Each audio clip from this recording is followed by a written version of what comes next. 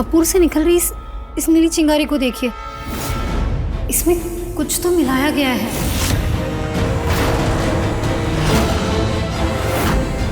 जिससे ऐसी बड़ी चिंगारियां होती है।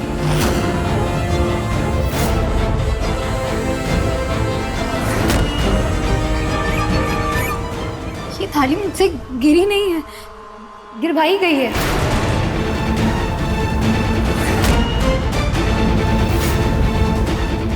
मैं यहाँ चाहता था कि ऐसा हो।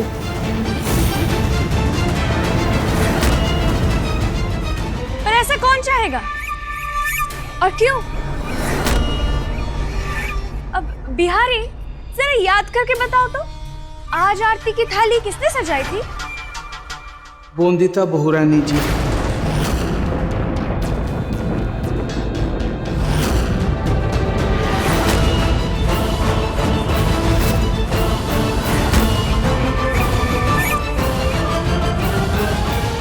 बहू, ये तुमने किया? नहीं।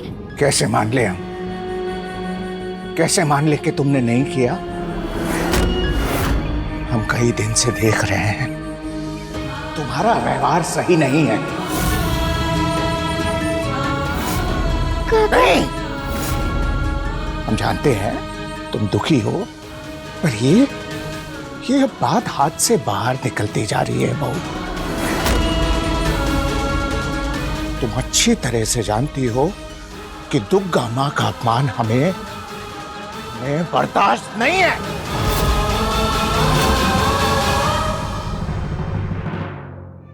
नहीं काका ससुर जी, मैंने कुछ नहीं किया और मैं कभी दुर्गा माँ की पूजा में अड़चन नहीं डाल सकती। किसने किया फिर ये? मैं जानता हूं तुम ऐसा कभी नहीं करोगी बोंदिता, पर फिर भी आज तुम्हारा साथ नहीं दे सकता मैं। आज सही होकर भी तुझे गलत समझेंगे तेरे पति बाबू।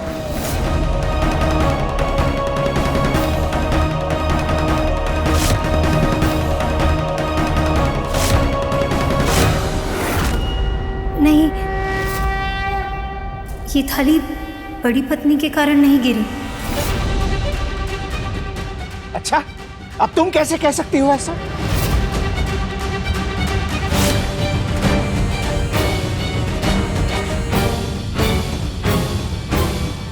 ये देखिए, ये अलता लगे हाथ के निशान बड़ी पत्नी के नहीं हो सकते।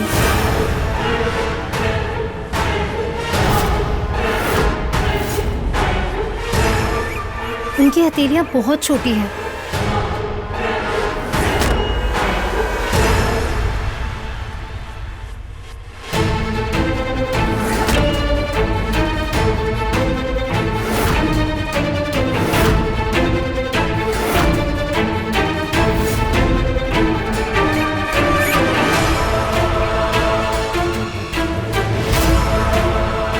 इसका मतलब ये किसी और ने किया है।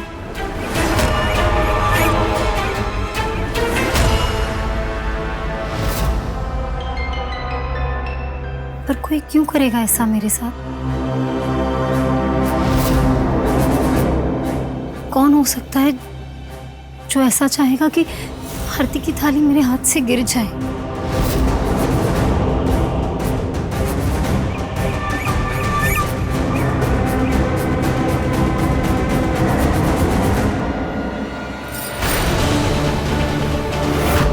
मैंने कहा था ना, मेरे और बोंदिता के साथ ऐसे गंदे खेल मत खेलना। मैं जानती हूँ ये सारा किया धरा आपका है, और चाहूँ तो सबके सामने साबित भी कर सकती हूँ। पर चलो, आपको एक मौका दिया मैंने, सबको सच बता दीजिए, वरना ऐसा ना हो कि दो बहुओं के सामने आज सास को शर्मिंदा होना पड़े।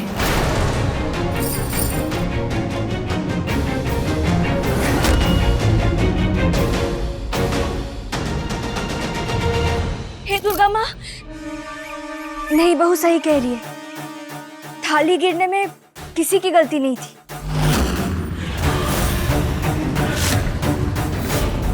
जो कुछ भी हुआ वो आहुति की राख की वजह से हुआ,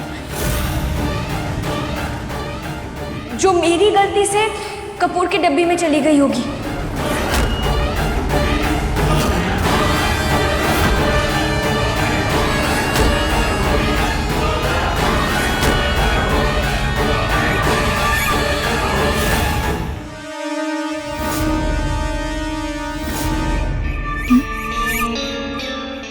कोई बात नहीं सासू माँ, ऐसी छोटी मोटी गलतियां तो होती रहती है।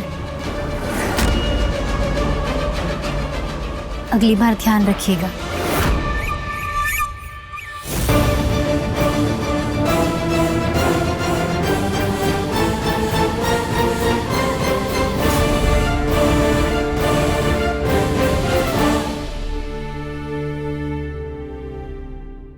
वाह मनोरमा बहू, वाह,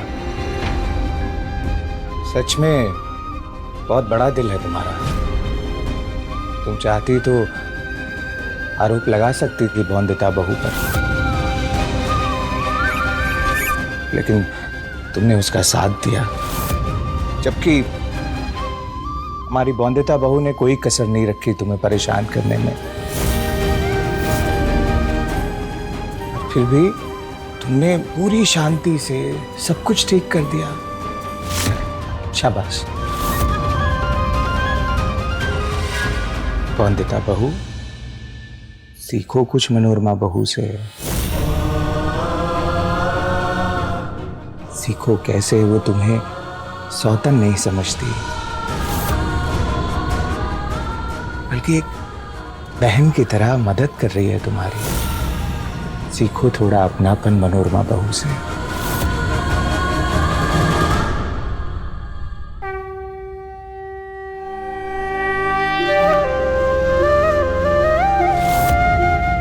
आज तो काका ससुर जी ने भी छोटी पत्नी को मुझसे अच्छी बहू मान लिया, और वो भी पति बाबू के सामने। पर मैं दिखा दूंगी कि इस घर की सबसे अच्छी बहू मैं ही हूँ।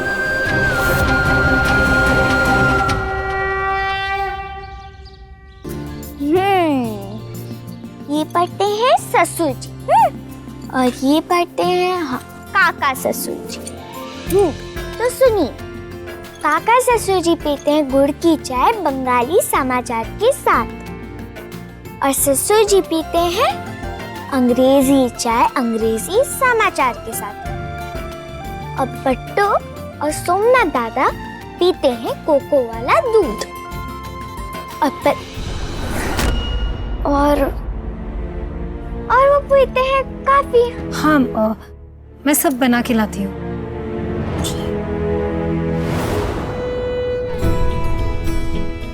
मैंने सब बना दिया है, पर मुझे याद नहीं किसको क्या देना है। तो मुझे फिर एक बार बता दोगी? हाँ, बताती हूँ। तो काका ससुर जी पीते हैं गुड़ की चाय बंगाली समाचार पत्र के साथ,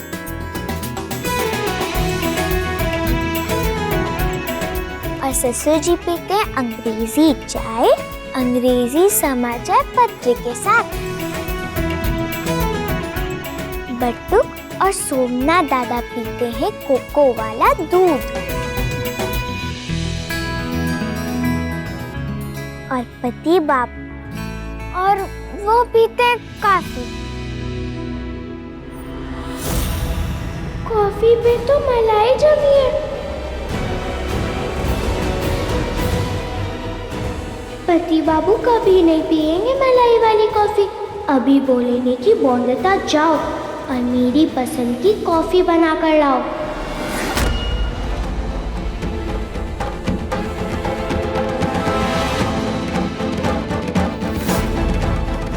बहुत बुरा है,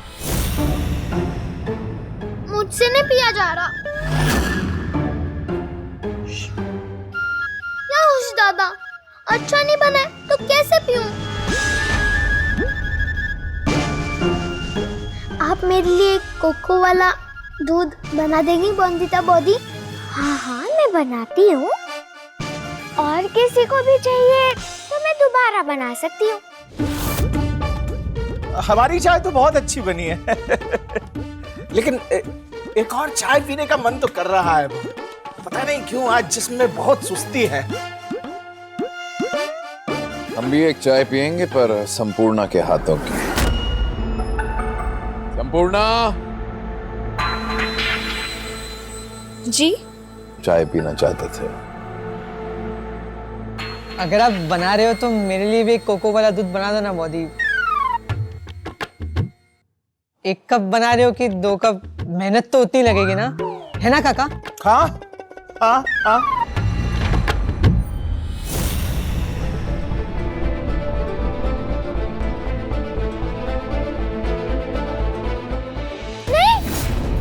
आप मत पीजिए ये कॉफी, इसमें मलाई जमी हुई है, आपको उल्टी हो जाएगी। आप रहने दीजिए, मैं दूसरी बना देती हूँ। रुको बोंदिता,